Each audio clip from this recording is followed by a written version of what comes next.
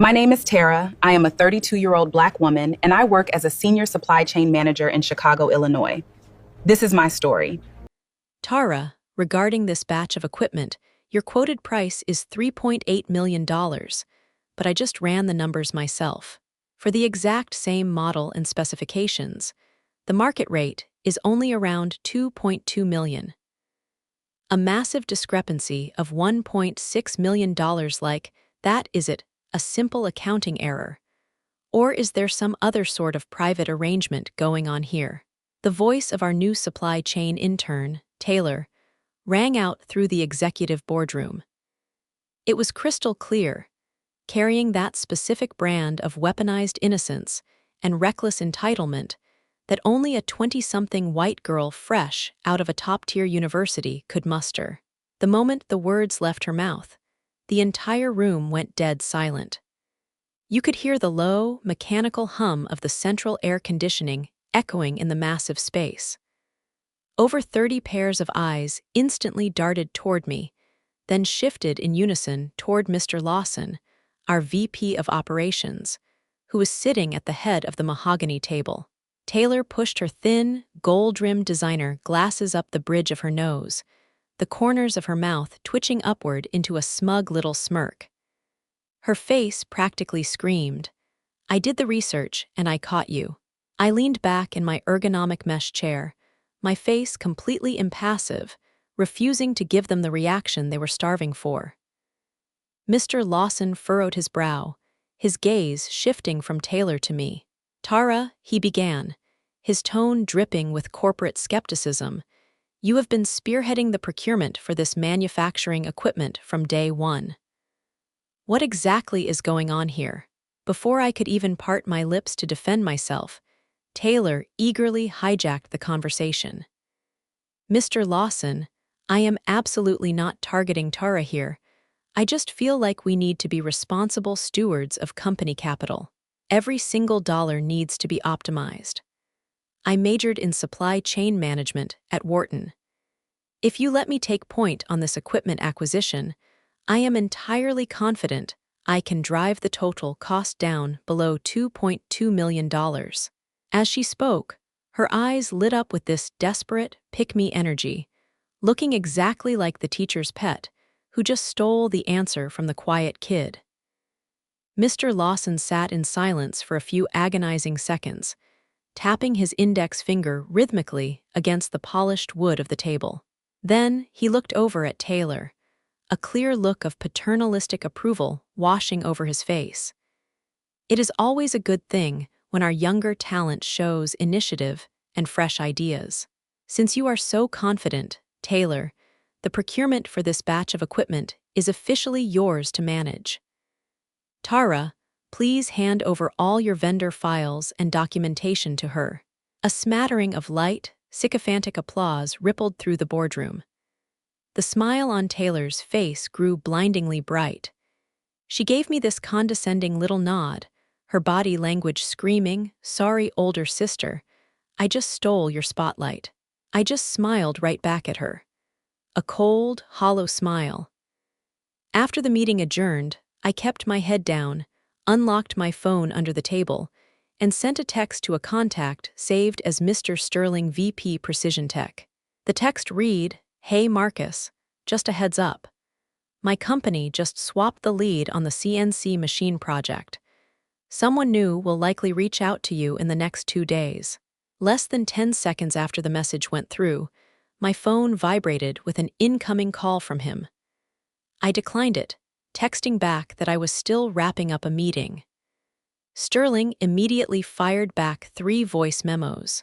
I quickly converted them to text using my phone's transcription feature. All 3 messages boiled down to one single, baffled sentiment. "Is your corporate office out of its mind?" I didn't text him back, because I knew the real corporate bloodbath hadn't even started yet. The equipment in question was a set of high-precision CNC machining centers. These weren't just random office supplies. They were the absolute lifeblood of our new precision manufacturing division. They would directly dictate the yield rate and output capacity of 2 brand-new production lines slated for next year. Just half a month ago, Mr. Lawson had patted my shoulder and told me, "Our old equipment is hanging on by a thread. If we can't fulfill our manufacturing contracts next year, we aren't just losing a couple of million, we are going to bleed tens of millions in market share." Therefore, procuring this equipment was never just about buying raw metal. The $3.8 million price tag included the physical machines, complex on-site installation, rigorous stress testing, extensive workforce training, a full coverage 3-year maintenance SLA, and crucially, fully customized API interfaces to bridge the hardware with our proprietary software ecosystem. The $2.2 million market rate that Taylor had Googled was what the industry calls bare metal machines. You buy them, they drop them on your loading dock, and you are on your own. Nobody knows how to operate them. The software protocols don't match, and the second a gear jams, the manufacturer points to the fine print and says it's out of warranty. By then, you could cry a river, and it wouldn't fix the supply chain bottleneck. Taylor didn't know any of this. All she had researched were matching model numbers and basic specs on a vendor's public landing page, not the actual scope of a customized enterprise contract. But explaining this to a room full of people who had already made up their minds was pointless. In Mr. Lawson's eyes, Taylor was the young, innovative disruptor saving the company millions, while my conservative approach was going to bleed the budget dry by an extra $1.6 million. And in corporate America, when a black woman asks for $1.6 million more than the bubbly white intern, you aren't seen as thorough. You are seen as suspicious. It didn't matter whose operational plan was actually functional. What mattered was who Mr. Lawson perceived as the problem, and that is the ugly truth of the corporate hierarchy. Marcus, our director of purchasing, and one of the few other black folks in corporate leadership, was the first one to approach my cubicle. He walked by holding his ceramic coffee mug, pretending to casually review a spreadsheet on his tablet, and lowered his voice. "T, you really took a hit on that one. This whole situation is completely out of line." I looked up at him. Marcus had been navigating the brutal politics of corporate procurement for over 20 years. There wasn't a dirty trick or microaggression he hadn't seen. He obviously knew that a highly specialized machine quoted at $3.8 million couldn't magically have a floor price of $2.2 million. Either Taylor's data was fundamentally flawed, or that $2.2 million batch wasn't the equipment our engineers actually needed. I just shrugged. "It is what it is, Marcus. Are you really going to let that girl take the reins?" Marcus sounded genuinely anxious. "If she signs the vendor agreements and wires the funds, and those machines arrive bricked, the company is the one eating the massive loss. Mr. Lawson personally made the executive decision," I replied softly. "Do you think I have the privilege to stand in his way without being labeled hostile?" Marcus froze for a second, the heavy reality of the corporate double standards settling over him. He let out a deep, tired sigh and walked away. For the next 3 days, Taylor ran at maximum capacity. She ripped through my entire supplier index, scheduling back-to-back pitch meetings with 5 different direct-to-buyer vendors. Every time she secured a lower quote, she made sure to blast it into the main company's Slack channel. Update: just spoke with Eastern Dynamics, they quoted $2.8 million. An hour later, update: Sunbelt Machinery quoted $2.1 million. That's actually $100,000 lower than my initial projection. Looks like the legacy vendors Tara was using were heavily inflating their margins. She kept updating the entire department in real time. Current optimized bid sits at $2.05 million.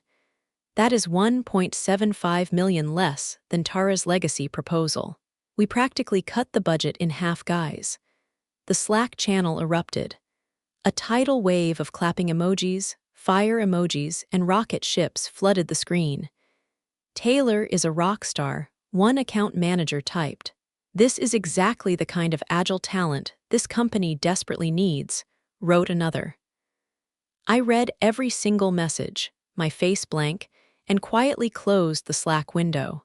At 3 in the afternoon, while I was compiling the vendor handover files, Taylor strolled up to my desk holding an iced matcha latte. She placed the sweating plastic cup next to my monitor, flashing a brilliant, perfectly curated smile. "Tara, I got you a little treat." I looked at the drink, then up at her. "Thank you, Taylor." She leaned in, resting her hands on my desk, and dropped her voice into this faux sympathetic whisper. "I was doing a deep dive on some of these suppliers today, and I noticed that the quote from Precision Tech, the one you were advocating so hard for, was honestly quite predatory. For the exact same machining center, Sunbelt is asking $2.05 million, but Precision Tech wanted $3.8 million. She paused, letting a heavy, loaded silence hang between us, her smile turning sharp. A $1.75 million difference. You must have a really, really close relationship with the reps over at Precision Tech, right?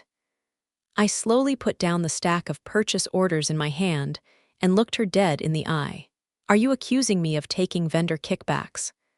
"Oh my gosh, no, no, no." Taylor immediately threw her hands up in exaggerated defense, playing the victim. "I was just curious.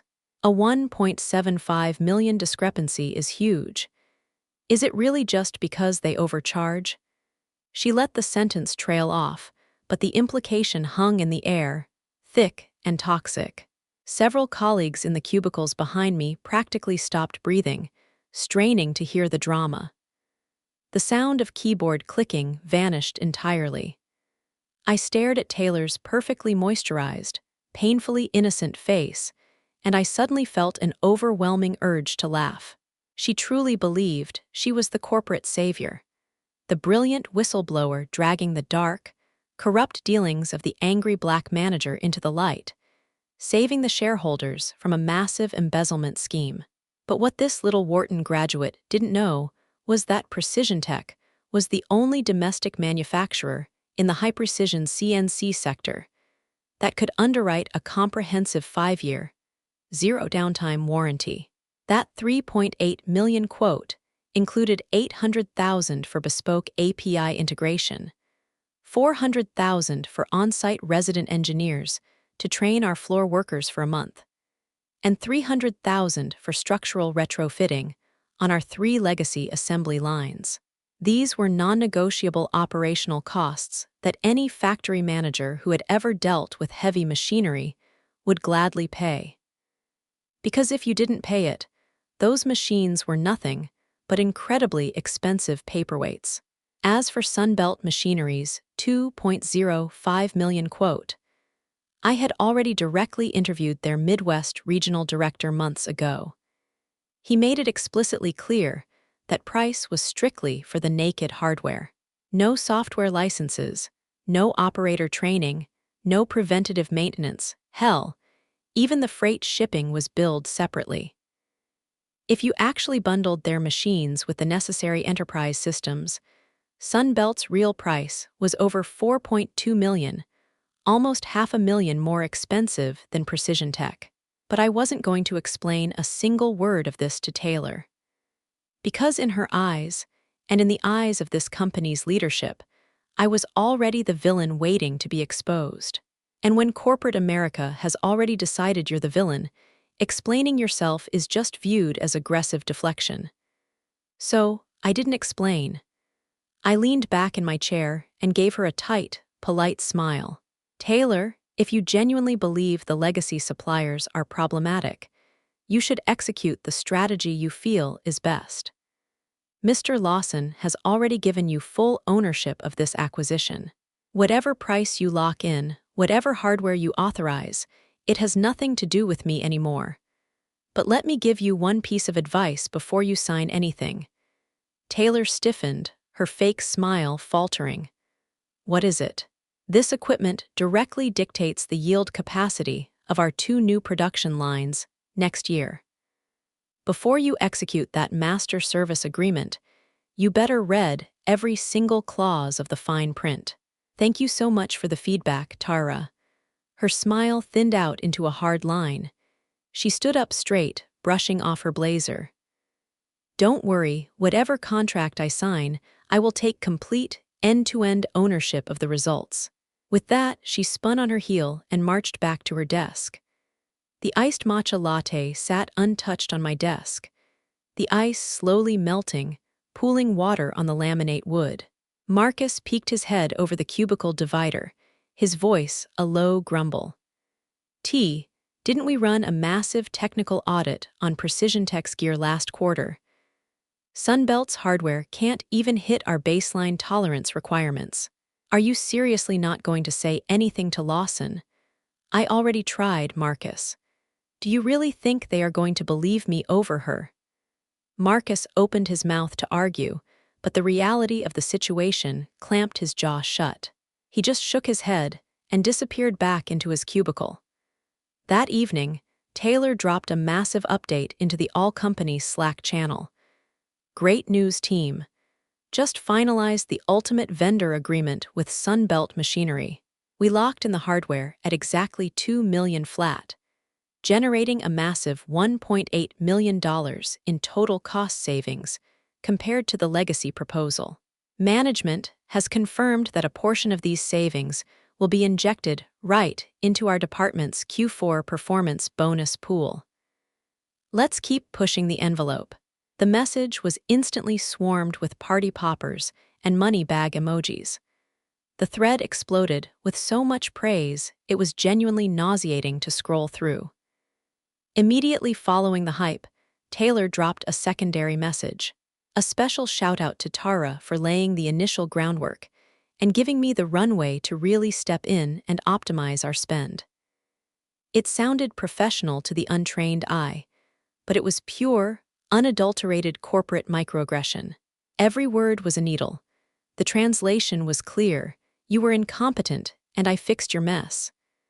My colleague, Sarah from HR, shot me a private DM. Tara, she is literally walking all over you in front of the whole company. How long are you going to let her gaslight you? I typed back 4 simple words, I am not rushing. Sarah replied, waiting for what? I hit send, waiting for the machines to hit the loading dock. She replied with a single question mark. I closed the app. There are certain things in this world that no one will believe until the catastrophic failure is staring them right in the face. I just had to let the disaster speak for itself. First thing the next morning, Mr. Lawson's executive assistant came to my desk and told me the VP needed me in his office. When I pushed open the heavy glass door, Lawson was staring intently at his smartphone, the screen reflecting a Slack thread. As soon as I walked in, he slapped the phone face down on his desk. Tara, take a seat. I sat down in the leather chair opposite him. Taylor briefed me on the finalized acquisition strategy this morning. Sunbelt Machinery, $2 million flat. That is $1.8 million beneath your original budget request. His voice was calm, almost entirely devoid of emotion, but I could hear the sharp, threatening undertone of corporate discipline beneath it. Slashing procurement costs is obviously a massive win for us, but a discrepancy of $1.8 million. I expect a very logical, data-driven explanation from you right now. I looked at Lawson, and a cold, heavy knot formed in my stomach. I had broken my back for this man for 6 years. When he was building the precision manufacturing division from absolute scratch, I was the one flying coach across the country, vetting sketchy suppliers, and building an airtight supply chain infrastructure with my own bare hands. Last year, when the main assembly line went down, I spent 48 consecutive hours sleeping on the freezing concrete floor of the factory with the vendor engineers until the patch was deployed. And now he was sitting comfortably in his climate-controlled office, demanding I explain myself like a common criminal. I took a deep, steadying breath. Mr. Lawson, The 3.8 million quote from Precision Tech is bundled with extensive invisible operational costs. It includes complete proprietary software API integration, resident deployment engineers, a comprehensive 5-year zero downtime SLA, and physical retrofitting for our 3 legacy belts. If you itemize those services on the open market, it exceeds $1.2 million alone. Sunbelt's $2 million quote is strictly for bare metal, unconfigured hardware. It doesn't include a single one of those critical fail-safes. Lawson frowned deeply, holding up his hand to cut me off. Did you actually verify that? Because I had a call with Sunbelt's Midwest director this morning. He explicitly told me that if we wanted the fully integrated package, their price jumps to $4.2 million. Lawson stared at me for a few agonizing seconds, then waved his hand dismissively. Taylor assured me the MSA she drafted includes all associated operational services rolled into that $2 million flat rate. She has a degree in supply chain management from a top university. I highly doubt she would misread foundational contract clauses. I opened my mouth to speak, to beg him to actually read the contract himself. That's enough, we are done discussing this, Lawson snapped, his tone laced with that familiar executive finality. The equipment acquisition is Taylor's portfolio now. It is highly inappropriate for you to continue interfering and creating a hostile environment. You have other deliverables on your plate. Focus on being a team player. He leaned forward, looking me dead in the eyes, and delivered the ultimate corporate death blow. Tara, there are certain things in the past that we should just leave in the past. I am not going to launch a formal investigation into this discrepancy. Just don't let it distract you from your core metrics. I didn't say a single word. Inside, something fundamentally snapped. He wasn't going to launch an investigation. The implication was violent in its clarity. He truly believed I was a corporate thief trying to embezzle company funds, and he was graciously using his white male executive privilege to spare me from an HR firing squad out of the goodness of his heart. As I walked out of Lawson's office, I practically collided with Taylor in the hallway. She was hugging a massive binder of vendor contracts to her chest, looking like the cat that swallowed the canary. Tara, I just executed the final agreements. Sunbelt says they can deliver the hardware in under 3 months. Oh, by the way, Mr. Lawson just informed me he is transitioning me to the strategic acquisitions team, handling all Tier 1 capital expenditures. When she smiled, she looked so remarkably young, the picture of weaponized innocence. Since you have so much legacy experience in this sector, I am sure I'll be coming to you for mentorship. Congratulations, I said, my voice completely flat. Just remember, after the hardware drops, it has to pass rigorous quality assurance testing. Don't just celebrate the ink on the paper. Oh, I am completely relaxed. Taylor patted her binder aggressively. I read the master agreement line by line. Black and white, bulletproof terms. It's totally locked down. I looked at her painfully arrogant face, fighting the urge to shake my head. Great. The moment I stepped out of the corporate campus and into the biting Chicago wind, I pulled out my phone and texted Sterling. Marcus, let me buy you a steak dinner this weekend. He texted back instantly. Dinner is fine, but I need to clear the air. That intern of yours, Taylor, called my office today. She asked for my bare metal hardware quote. I told her $2.2 million. She then had the audacity to ask if I could bundle the whole enterprise integration for $2 million flat. I asked her what planet she was living on. She proudly announced Sunbelt was doing it for $2 million and hung up on me. I stared at his message and typed back one sentence. What do you think is actually written in the fine print of Sunbelt's $2 million contract? Sterling replied with 3 question marks. I locked my phone and slid it into my trench coat pocket. 3 months. In 3 months, The hardware would hit the dock, and the truth would detonate. For those 3 months, I channeled every ounce of my rage, my frustration, and my absolute exhaustion into a massive side project: the Southern Region Market Expansion Strategy. Last year, when Lawson casually dumped this project on my desk, I barely gave it the time of day. I was already working 60-hour weeks managing the current supply chain. But now, with Taylor playing the role of corporate golden child, I began ruthlessly building it out. I mapped supplier networks, audited client relationship matrices, analyzed regional tax incentives, and evaluated warehousing logistics. I aggressively patched every vulnerability in the framework. Sarah from HR saw me burning the midnight oil in my cubicle and asked if I was preparing to jump ship. I told her no. I am just paving my own runway. Once the concrete cures, whether I take off or not is entirely my decision. Over those 2 months, Taylor's corporate stock skyrocketed. Lawson publicly praised her in 3 separate all-hands meetings, using buzzwords like visionary, disruptor, and the future leadership pipeline. Every time he spewed that garbage, Marcus from purchasing would instinctively shoot me a pained look across the room. I would just offer a tiny, dismissive smile and go back to typing. On the first Monday morning exactly 3 months later, I received 2 distinct notifications. The first was an automated freight alert from Sunbelt Machinery. The hardware had cleared final factory QA.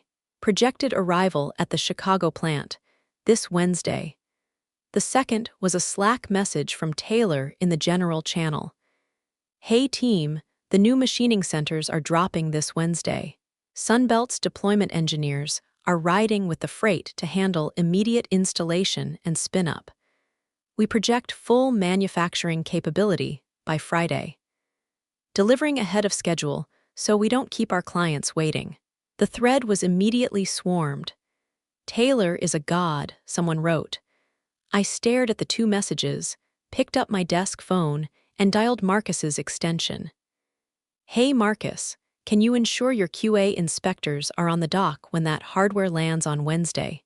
There was a long, uncomfortable silence on the line before Marcus lowered his voice to a whisper. "T, there is something you need to know. Last week, Taylor brought the vendor packet to my desk for final departmental stamping.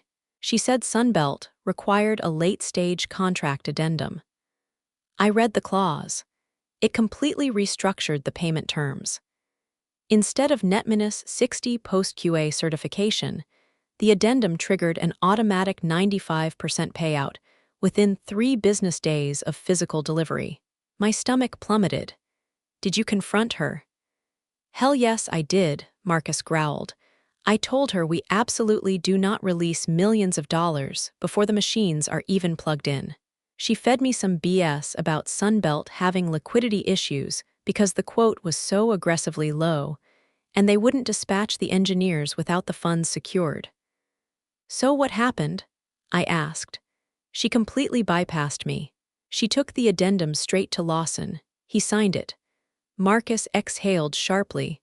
That girl is out of her mind, and Lawson is letting her drive the bus off a cliff. I hung up the phone and leaned back. 95% payment within 3 days of delivery.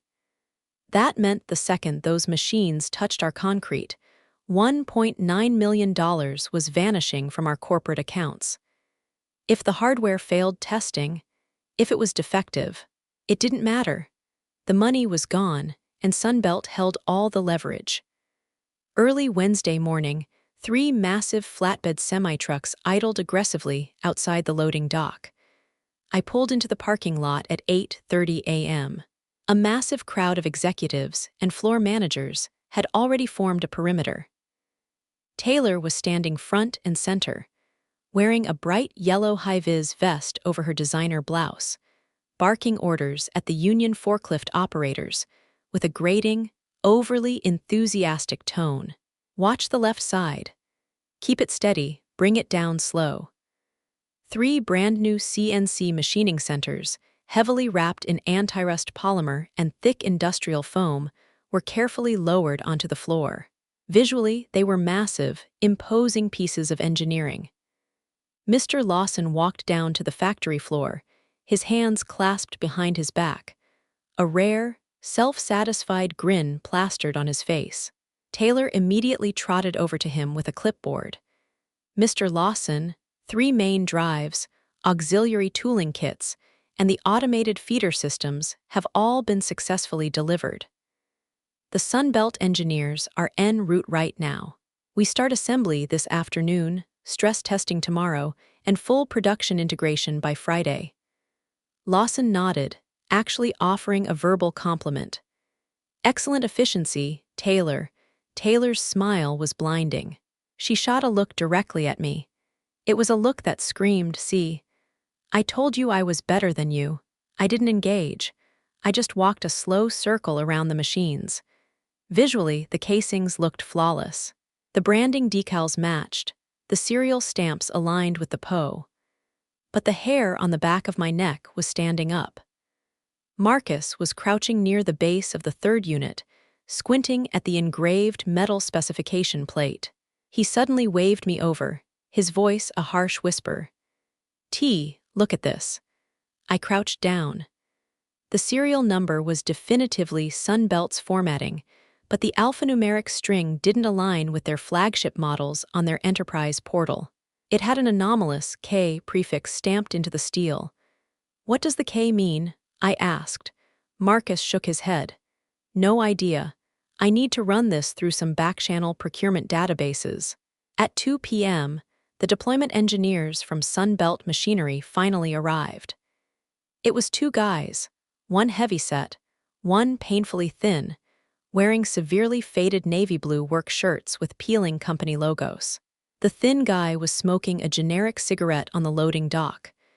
Before the forklift had even completely stopped, he started aggressively pointing and shouting at our union guys. "Drop it there." Yeah, right on the tape." The factory floor dissolved into chaotic shouting. Taylor was standing on the catwalk, recording the whole circus on her iPhone, narrating a video for the corporate Slack to showcase her massive win. I stood by the safety railing and watched for 20 minutes. The longer I watched, the sicker I felt. I had worked with precision text deployment teams before.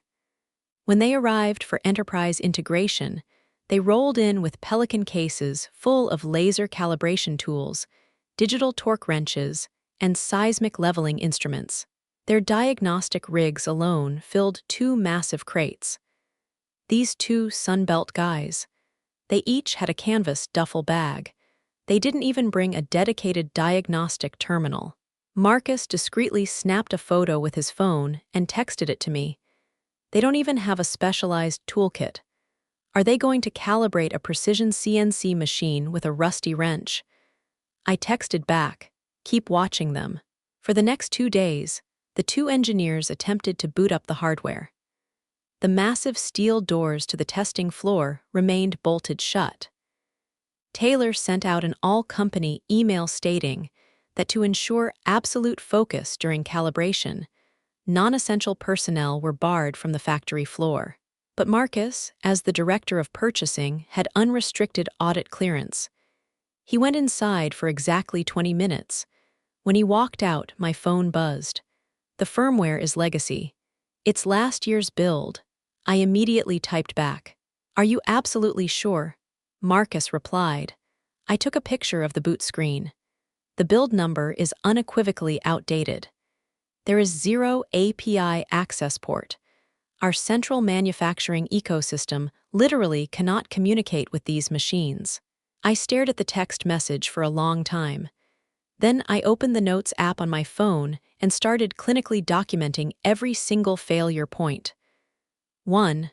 Anomalous K prefix on hardware serials. 2. Deployment personnel lack enterprise-grade diagnostic equipment. 3. Firmware is outdated legacy build.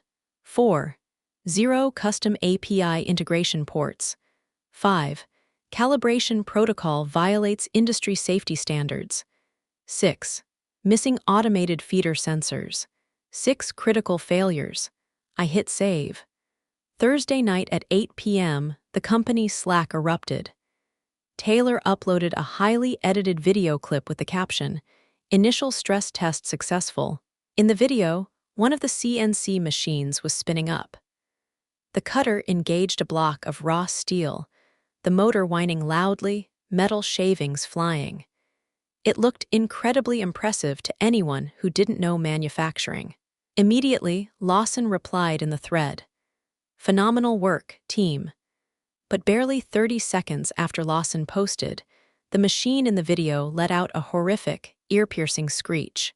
The heavy chassis vibrated violently, visibly shaking the concrete floor. The surface of the steel block being milled instantly warped, covered in deep, jagged ridges. Our floor manager slammed the emergency kill switch. He spent an hour running diagnostics, his face growing darker and darker. He didn't say a single word. He just slowly shook his head. I didn't type a single letter in the Slack channel. The next morning was Friday. According to Taylor's disastrous contract addendum, the 95% payment was due today. Sunbelt's regional sales director showed up at 9 a.m. sharp. He was sitting in the glass-walled executive lobby, his legs crossed arrogantly, waiting for accounting to wire the funds. "Miss Taylor, the contract clearly stipulates payment within 3 business days. Today is the deadline. I would appreciate it if you could expedite the authorization." Taylor looked like she was going to be sick. The machines were currently dead on the factory floor, completely useless. Last week, she had aggressively lobbied Lawson to approve the massive upfront payout. Right now, excluding the final 5% holdback, $1.9 million was sitting in Sunbelt's corporate accounts, and we had 3 expensive metal bricks. But the final nail in the coffin hit on Saturday. Taylor had taken a PTO day and wasn't on campus. The floor engineers attempted a hard reboot on the dead machine. Exactly 10 minutes into the boot cycle, the main drive shaft locked up with a brutal metallic clank. Immediately, the entire automated ecosystem flashed emergency red. A massive warning prompt dominated the terminal screen. System license EXPIRED. Please contact vendor for renewal. The engineers rebooted it 3 times. The exact same fatal error locked them out.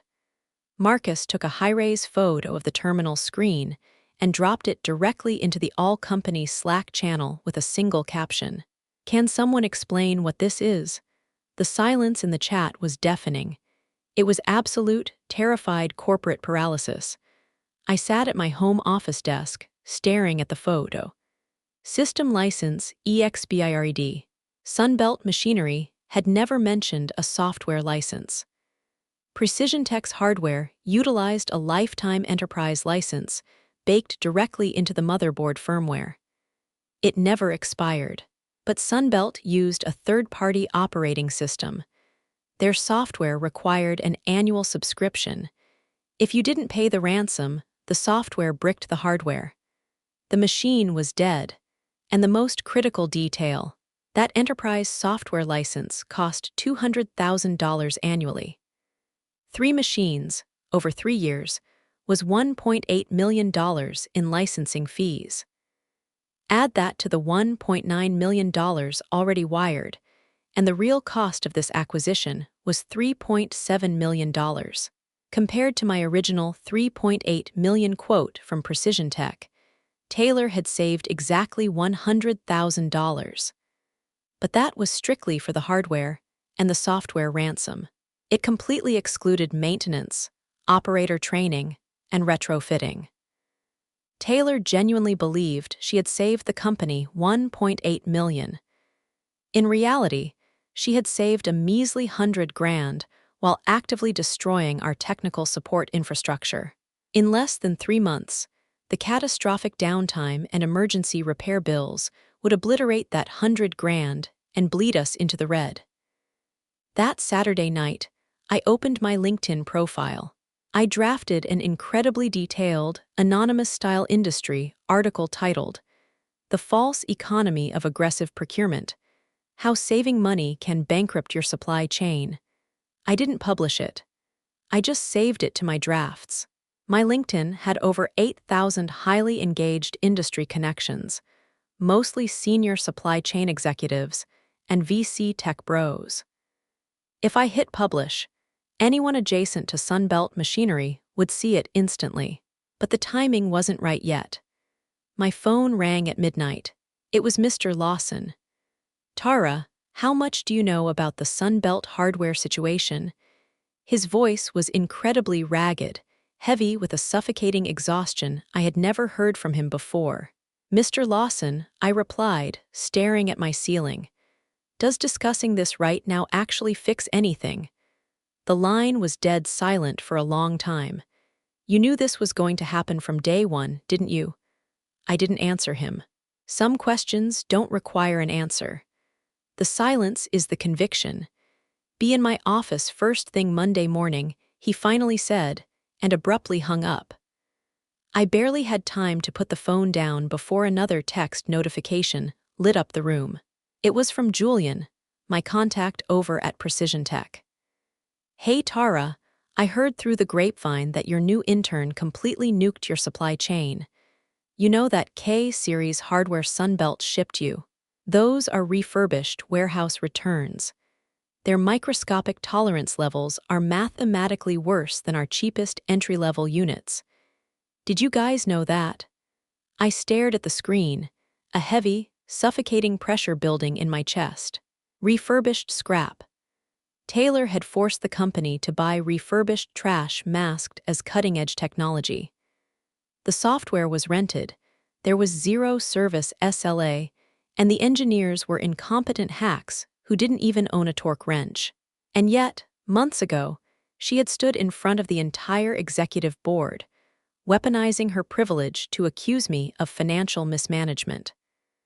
I violently wanted to see how she was going to explain this to Lawson on Monday, but I didn't get to hear her explanation because Taylor never showed up to work.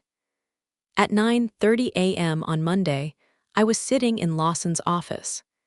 Sitting opposite us was the regional sales director from Sunbelt Machinery. Compared to his arrogant, foot-tapping demeanor on Friday when he was demanding the wire transfer, his entire persona had shifted. He wasn't aggressive. He was wearing a terrifyingly polished corporate smile, acting like he was here to negotiate a fresh synergy.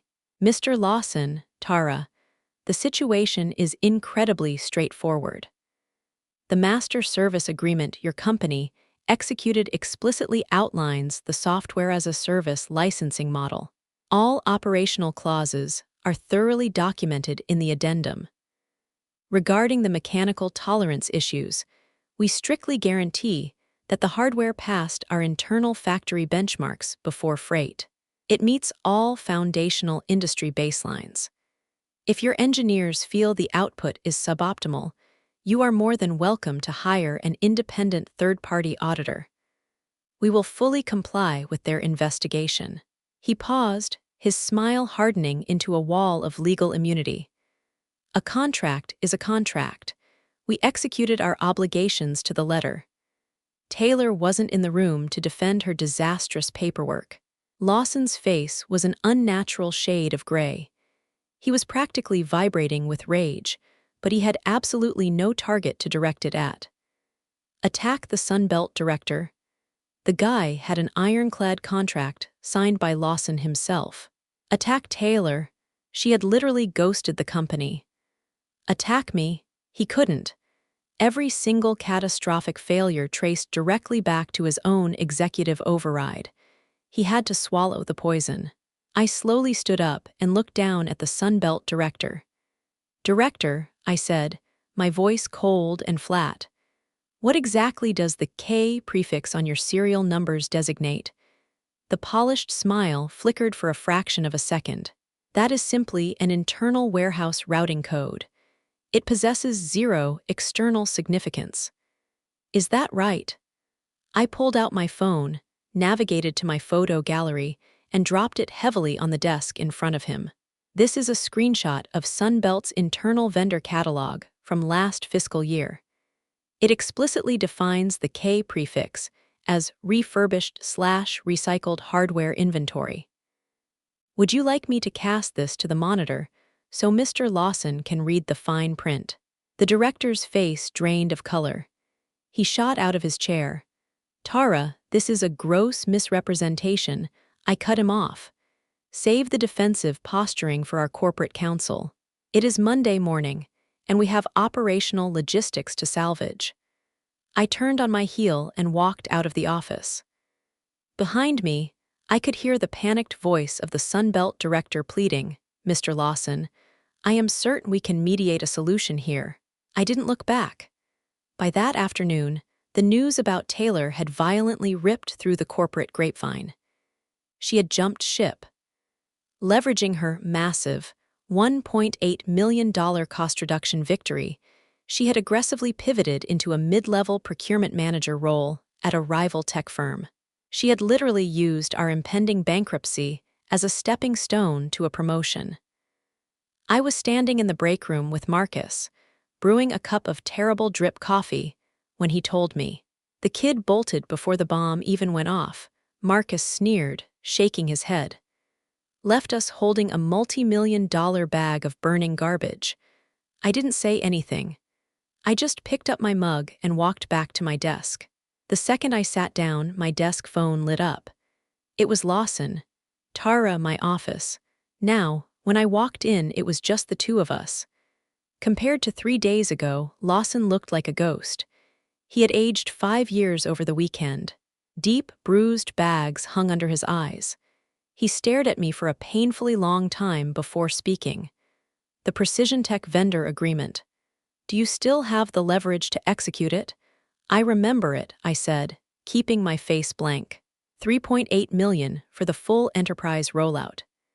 Can we still lock that in? I looked at the broken, exhausted man sitting behind the massive desk, and I felt a strange, hollow sensation in my chest. Mr. Lawson, I said slowly, deliberately. Precision Tech just closed a massive enterprise deal on the East Coast last week. Their manufacturing bandwidth is maxed out until Q2 of next year. If you want to force an order through now, the price isn't $3.8 million anymore. Lawson's shoulders physically slumped. How much? $4.3 million. That is the absolute floor. There is zero wiggle room, and there is zero corporate goodwill left to burn. Because 3 months ago, he had taken all my corporate goodwill and set it on fire to appease a 22-year-old intern. The silence in the office was suffocating. Furthermore, I added, the freight timeline is delayed by at least 4 months. I honestly do not know if our legacy hardware can survive 4 more months of stress. Lawson's face turned completely ashen. He opened his mouth, closed it, and finally choked out one sentence. Tara, is there any other way out of this? I let the silence stretch out, long enough that he almost looked away. Yes, I finally said, but it is going to cost you. Before he could respond, I stood up and walked out. Down the hallway, Marcus was leaning against the wall, holding a cold cup of coffee. He looked at me, his eyes dead serious. T, are you actually going to bail him out?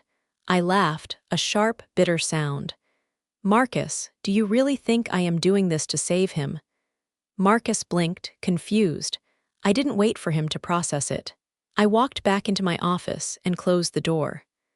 My phone lit up with a text from Julian, the VC guy I had been talking to. Tara, regarding that independent supply chain consultancy firm we discussed. My board just authorized the seed capital. We are just waiting on your signature. I stared at the screen and typed back, give me 1 week. In 1 week, Mr. Lawson is going to realize the $3.8 million equipment doesn't exist anymore. He is going to realize he cannot afford the $4.3 million equipment. He is going to realize the factory floor is about to grind to a halt. He is going to bleed millions in contract penalties. And then, he is going to realize that I am the only person in the entire Midwest who has the operational leverage to fix this. And my consulting fees are billed by the hour. That night, in my apartment, I opened my laptop and pulled up my LinkedIn drafts. The article about aggressive procurement was still sitting there. I aggressively edited a few paragraphs, optimizing the SEO, and hit publish. 3 minutes later, the first comment popped up. Wait, is this about the massive Sunbelt failure? I didn't reply. 5 minutes later, my phone rang. It was Julian. Did you write that nuclear bomb of an article? He asked, sounding terrified and impressed. Yeah, Taylor actually jumped ship. She ran away from the blast radius. Julian whistled low. So, what is your endgame here? I leaned back on my cheap sofa, staring up at the ceiling, feeling an overwhelming sense of liberation.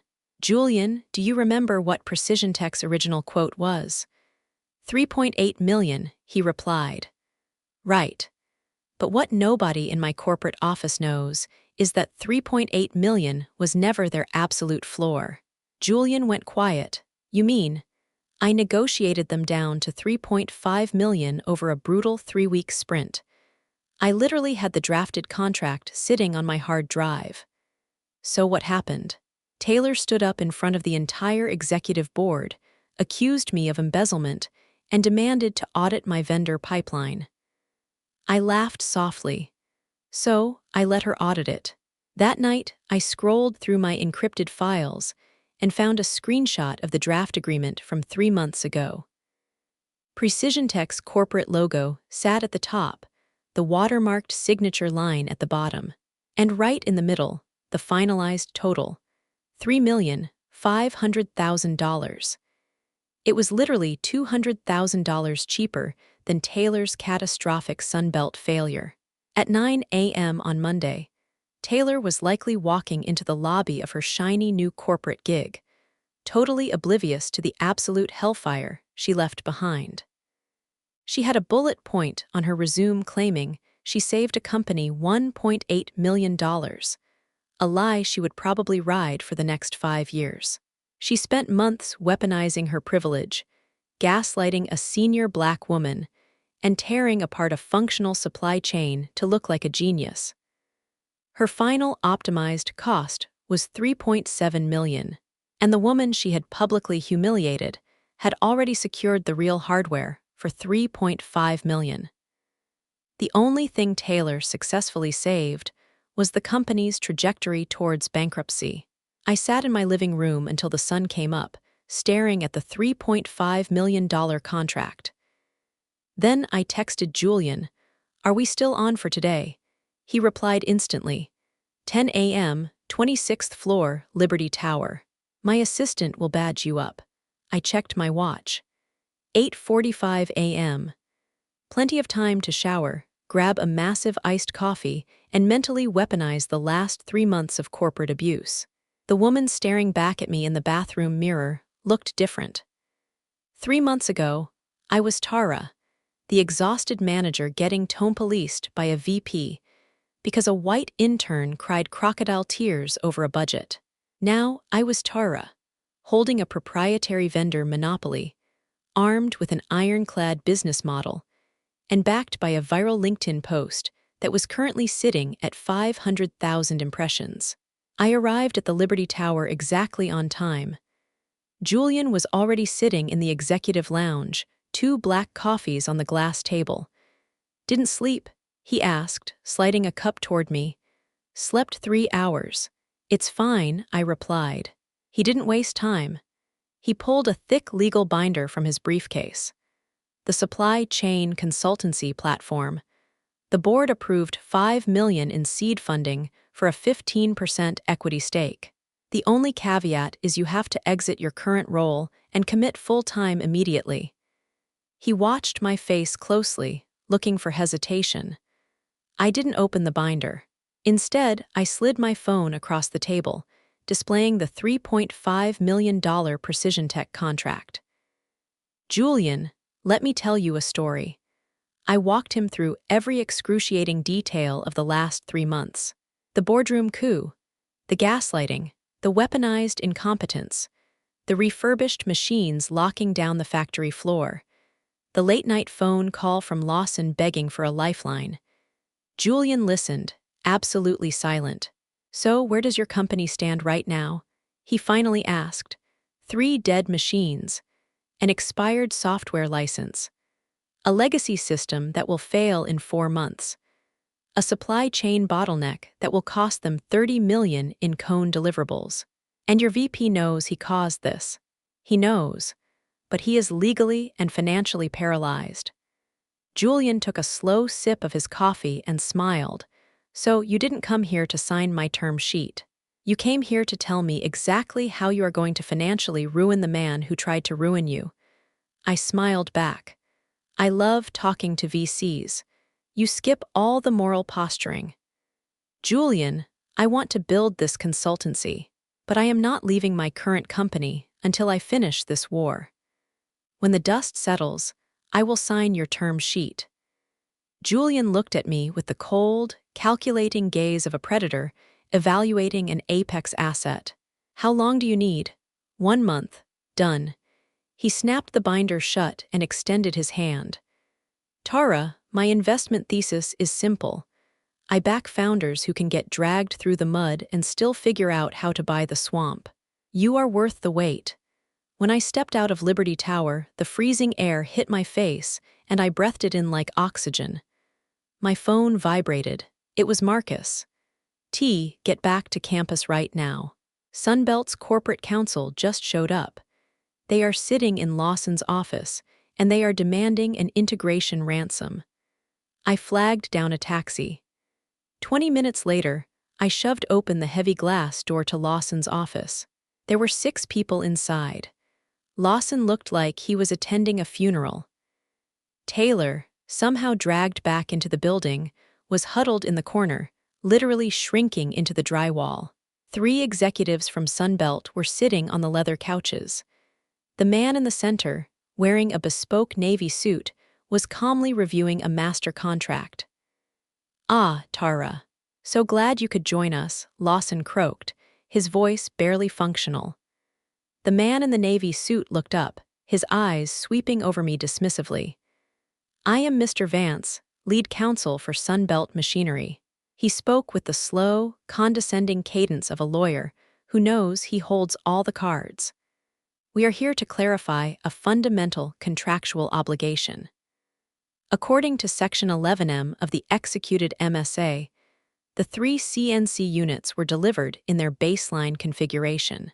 If your engineers require advanced network integration, API synchronization, or structural retrofitting, those are classified as premium out-of-scope services. Based on our operational audit, the integration ransom to bring those machines online will be $480,000. He slid the contract across the desk toward Lawson. "The authorizing signature belongs to Miss Taylor." The room temperature plummeted. Lawson slowly turned his head to look at Taylor. His eyes were completely hollow, but his voice shook with volcanic rage. "Taylor, what the hell did you sign?" Taylor was hyperventilating, her face completely chalk white. Mr. Lawson, I read it. I thought it was just standard boilerplate. I thought you thought." Lawson exploded, surging out of his chair. He grabbed the contract and aggressively flipped through the pages, his hands shaking so violently he tore one of the sheets. The more he read, the heavier he breathed. 10 years as an executive, and he was being financially executed by his own signature. Vance offered a cold, predatory smile. "Mr. Lawson, the contract is legally binding. If you feel the terms are predatory, you have the right to initiate arbitration. However, I must remind you that corporate litigation typically drags on for 12 to 18 months. During that period, your factory floor receives 0 hardware support."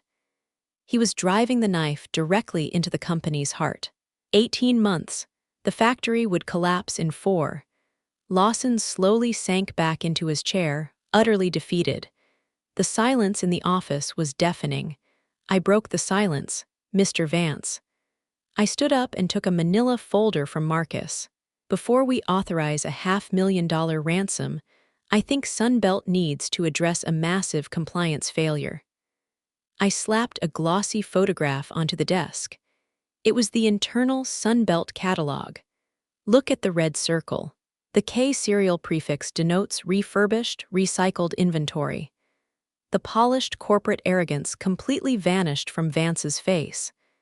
Now wait a minute. I slammed a second document onto the table. I am not finished. This is an independent, third-party QA diagnostic report, notarized this morning. Every single metric is highlighted in red. Your refurbished hardware violates federal manufacturing safety tolerances by 1.8x, according to federal trade regulations. Intentionally obfuscating refurbished heavy machinery as factory new is grounds for an immediate injunction, forced asset seizure, and punitive damages equating to 3 times the total contract value. I leaned forward, resting my hands on the table, staring directly into Vance's eyes. Are you absolutely certain we are discussing an integration fee right now? Or are we discussing federal fraud? Vance's face turned the color of wet concrete. He looked at the 2 executives next to him, then back at me. The smugness was entirely gone, replaced by the panicked realization that he was totally exposed. Now listen, Tara, I am sure we can negotiate an equitable. What are we negotiating? I picked up Taylor's signed contract and threw it on top of the pile. I pulled 3 final sheets of paper from my folder. This is the $3.5 million, fully comprehensive quote I secured from Precision Tech 3 months ago. This is your $4.8 million fraudulent contract for broken machinery. And this, I tapped the final page, is a financial projection of the $32 million in corporate damages your hardware is about to cause when our assembly line dies. Take these back to your board and read them very carefully. Vance opened his mouth, but absolutely nothing came out. And one more thing, I added, my voice dropping to a terrifying whisper. The anonymous industry article that went viral last night, it currently has 12 million impressions. The comments have already identified Sunbelt. I imagine your PR department would prefer not to trigger a federal investigation while trending on Twitter. The room was paralyzed for 10 agonizing seconds. Vance abruptly stood up, his face a mask of humiliated rage. He muttered a quick excuse, grabbed his briefcase, and practically sprinted out of the office with his team. The heavy door slammed shut behind them. Only 3 of us remained. Lawson in his chair, Taylor trembling in the corner, and me, Tara, Lawson whispered, his voice cracking. I turned to look at him. The man who had casually dismissed me, who had told me I was not a culture fit, looked utterly destroyed. That Precision Tech quote, "You had it locked at 3.5 million. He closed his eyes. Why didn't you defend yourself in the boardroom? I did. I stared him down, refusing to give him an inch. I explicitly stated that my quote included the full integration package. Did you listen to a single word I said? Lawson swallowed hard, unable to speak. From the corner, Taylor's voice broke the silence, thick with tears. Tara, I am so sorry. I didn't look at her. Taylor, my voice was dangerously calm, unrecognizable even to myself. When you stood up in front of the entire executive board and accused me of being corrupt, I had a $3.5 million contract sitting in my inbox. Where exactly did you pull your $2.2 million number from? She choked on a sob. I laughed, a harsh, unforgiving sound. I have spent 8 years mastering corporate procurement logistics, and you tried to end my career using a Google search. Taylor couldn't look at me, tears streaming down her face. You genuinely believed you were the corporate savior. You thought you saved the company $1.8 million. In reality, you cost this company an extra $680,000, purchased an entire factory floor of literal garbage, and triggered a $32 million operational crisis. But hey, at least you got a great bullet point for your resume, right? I finally looked at her. Do you really feel like a disruptor now? Taylor covered her face and openly wept. I watched her cry, feeling absolutely no sympathy, no guilt. Corporate America isn't a university seminar. When you weaponize your privilege to destroy someone else, nobody is going to pay the bill for your innocent mistakes. Taylor packed up her desk and walked out of the building. Nobody from the executive team walked her to the elevator. The people who had spammed fire emojis in the Slack channel wouldn't even make eye contact with her. After she left, Lawson called Marcus into his office. We sat down and reviewed the fallout. Suing Sunbelt would take months. Our old machines would die by March. Precision Tech couldn't deliver until next summer. The $32 million gap was unfixable. Marcus finished his summary, and a suffocating silence filled the room. Lawson looked at me, his eyes bloodshot and desperate. Tara, you said there was a way out.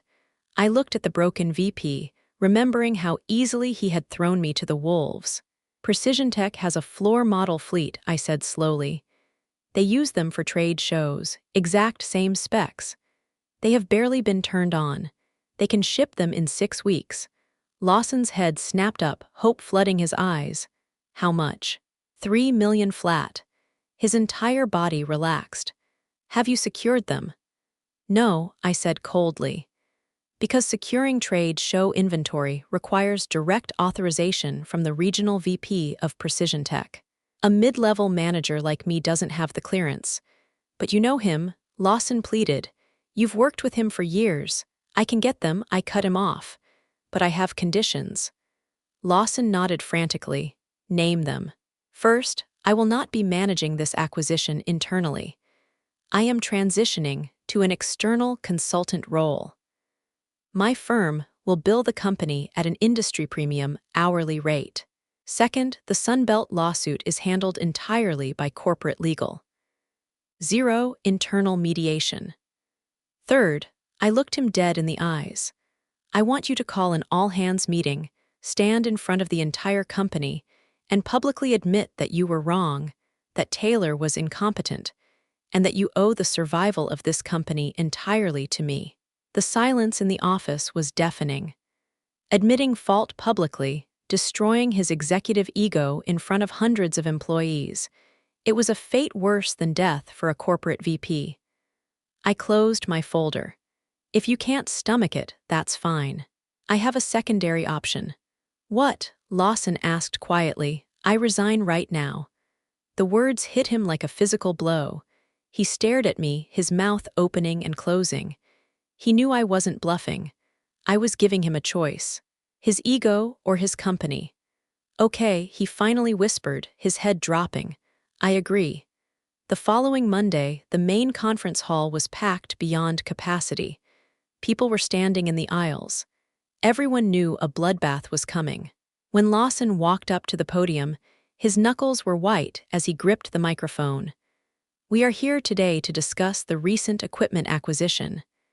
He started, his voice hollow. His eyes scanned the crowd and locked onto me, sitting in the third row. 3 months ago, Tara presented a procurement strategy for $3.8 million. I bypassed her expertise and authorized an alternative contract for $2 million. It looked like a massive saving. But the reality is, his voice dropped. The hardware was fraudulent. The hidden costs pushed the total beyond $4 million. The responsibility for this catastrophic failure falls entirely on me.